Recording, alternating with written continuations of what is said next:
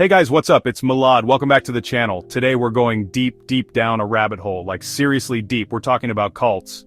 Yeah, those groups that give everyone the creeps, but like, why do they exist and what makes them so unbelievably dangerous? That's what we're gonna uncover today, so buckle up. We're talking about the origins of these groups, the crazy beliefs they hold, and the horrific consequences that come with them. I'm talking mass suicides, violence, the whole 9 yards. It's dark, it's disturbing, and honestly, it's terrifying to think about. But it's important to understand, these stories are tragic reminders of how easily people can be manipulated and controlled. And by shedding light on these dark corners of history, we can hopefully prevent these kinds of things from happening again. So let's get into it. This first story is one you've probably heard of, even if you don't know all the details. We're talking Jonestown. Picture this, 1970s America, this charismatic dude, Jim Jones, starts preaching this message of racial equality and social justice. Sounds pretty good, right? People thought so too.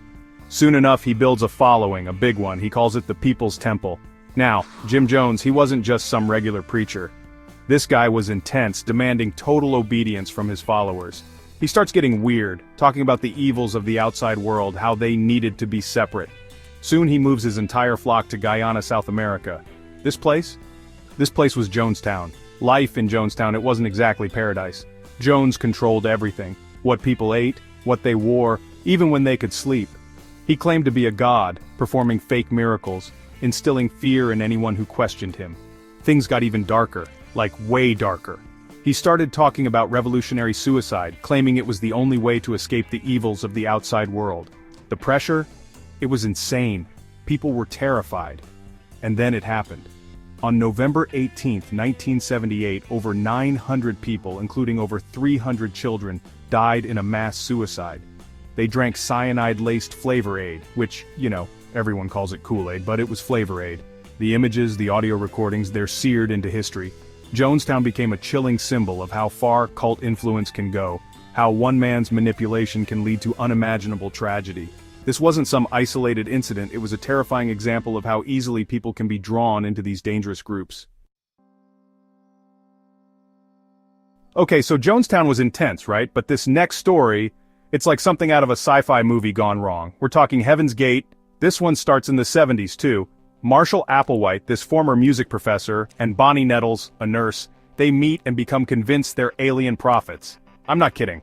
They called themselves the Two, claiming they held the key to escaping Earth and ascending to a higher level of existence. They preached about the existence of UFOs, about shedding their human bodies to evolve into a higher being, all this wild stuff. And get this, people believed them. They attracted a following of people from all walks of life. Doctors, lawyers, even a guy who inherited millions. They gave up everything, their possessions, their families, to join Applewhite and Nettles on their journey to the evolutionary level above human. These people were serious, like they believed it was the end of the world, and the only way to survive was to leave their human forms behind. I know it sounds crazy, right? But that was their reality. They lived in a mansion in Rancho Santa Fe, California, completely isolated from the outside world. They followed strict rules, wore matching clothes, even went through castration to transcend their human desires. Talk about commitment. Then, in 1997, the Hale-Bopp comet appeared in the sky. Applewhite saw this as their ticket out, their chance to finally shed their earthly bodies and board that UFO to the next dimension. Over 3 days in March, 39 members of Heaven's Gate took their own lives, believing they were graduating to a higher level of existence. They were found dressed in identical black tracksuits and Nike shoes, their faces covered with purple shrouds. The Heaven's Gate tragedy shocked the world. It wasn't just the number of people, but the fact that they were so convinced, so willing to give up their lives for this belief. It showed how powerful these apocalyptic beliefs could be, how dangerous it is when someone gains that level of control over others. This next one, Aum Shinrikyo, it's proof that cults aren't just about weird beliefs in isolation. They can be downright dangerous. I'm talking terrorism-level dangerous. This story starts in Japan in the 80s. Shoko Asahara, a dude with a serious messiah complex, starts this group that blends Buddhism, Hinduism, and a whole lot of apocalyptic prophecies. He called it Aum Shinrikyo, and he quickly gained a following, attracting thousands of people, many of them young and educated. Asahara, he was a master manipulator. He preyed on people's fears and anxieties, promising them enlightenment and salvation. But his teachings, they took a dark turn. He started talking about a coming apocalypse, a final war that would cleanse the earth. And guess what? He believed Aum Shinrikyo would be the only ones left standing. His followers, they were completely devoted, believing Asahara had supernatural powers. They even had scientists and engineers in their ranks, developing chemical weapons for the supposed upcoming war. Yeah, you heard that right, chemical weapons. This wasn't some fringe group anymore, this was a full-blown threat. Then came the unthinkable. On March 20th, 1995, members of Aum Shinrikyo released sarin gas, a deadly nerve agent, in the Tokyo subway system. They targeted 5 trains during rush hour, releasing the gas in crowded cars, causing chaos and panic. People were collapsing, gasping for air, dying. The attack killed 13 people and injured thousands more, leaving a permanent scar on Japanese society. The Aum Shinrikyo attack was a wake-up call. It showed how dangerous cults could be, how their beliefs could escalate to violence and terrorism.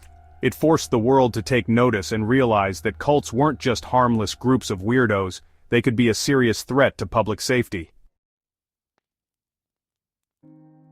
Alright, this next one, the Branch Davidians and the Waco Siege. It's one of those stories that's still debated today. It starts in the 1980s with this guy, David Koresh, who takes over a religious group called the Branch Davidians in Waco, Texas. He was charismatic, convincing, and he had this hold over his followers that was, well, intense. Koresh believed he was a prophet, the final messenger of God. He preached about the apocalypse, about a final battle between good and evil, and his followers, they were all in, completely devoted to him. They lived in a compound outside Waco, Texas, stockpiling weapons, preparing for the end of the world as Koresh predicted it. The ATF, they got wind of what was happening at the compound, the weapons, the whole 9 yards. On February 28, 1993, they raided the compound, and that's when things went south, fast. A shootout erupted, and a 51-day standoff began with the FBI taking over.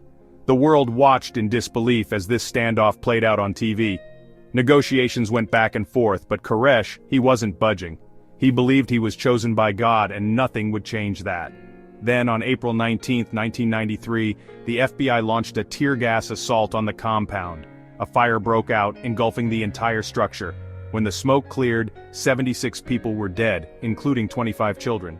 The Waco siege became a national tragedy, a symbol of government overreach and the dangers of religious extremism. It sparked debates about gun control, religious freedom, and the use of force by law enforcement. To this day, people still debate what happened at Waco, who was to blame, and whether the tragedy could have been avoided. This last story, the Order of the Solar Temple, it's a chilling reminder that cults can exist anywhere, even in seemingly peaceful places. This group emerges in the 1980s, founded by Joseph DeMambro and Luc Jouret. They blended New Age beliefs, Templar mythology, and apocalyptic prophecies, promising their followers spiritual enlightenment and a path to a higher realm. They attracted doctors, journalists, even high-ranking officials, drawn in by their promises of spiritual transformation and esoteric knowledge. But beneath the surface of meditation and rituals, a dark undercurrent flowed. DeMambro, he was the mastermind, instilling fear and obedience in his followers.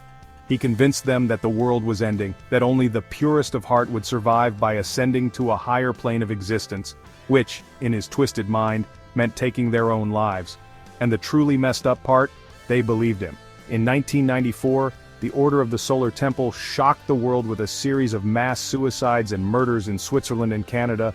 Over 74 members, including children, were found dead, many of them dressed in ritualistic robes, arranged in star formations. The killings, they weren't random acts of violence. They were carefully planned, orchestrated by DeMambro to fulfill his twisted vision of a mass ascension to a higher realm. The Solar Temple's crimes sent shockwaves through Europe and Canada. How could such a seemingly peaceful group commit such horrific acts? It exposed the dangers of charismatic leaders, the power of groupthink, and the devastating consequences of apocalyptic beliefs. The case led to stricter laws against cults and increased scrutiny of new religious movements, highlighting the need for vigilance and critical thinking in a world where manipulation and deception can lurk beneath the surface of even the most seemingly benign groups. Oh my god, you guys, I'm like emotionally drained. These stories, they're not just some scary tales, they're real events that highlight the very real dangers of cults. The manipulation, the control, the violence, it's all too real. It's a reminder to be cautious, to think critically, and to never underestimate the power of influence. If you or someone you know might be involved in a cult, please reach out for help. There are resources available, people who understand and can help. These stories might be dark, but they serve as a reminder to stay vigilant, to protect ourselves and each other. Thanks for watching, you guys. Don't forget to like this video if you're still breathing, subscribe for more deep dives into the dark side, and stay safe out there. And remember, not all cults wear robes and chant, some wear suits and smile. Stay woke.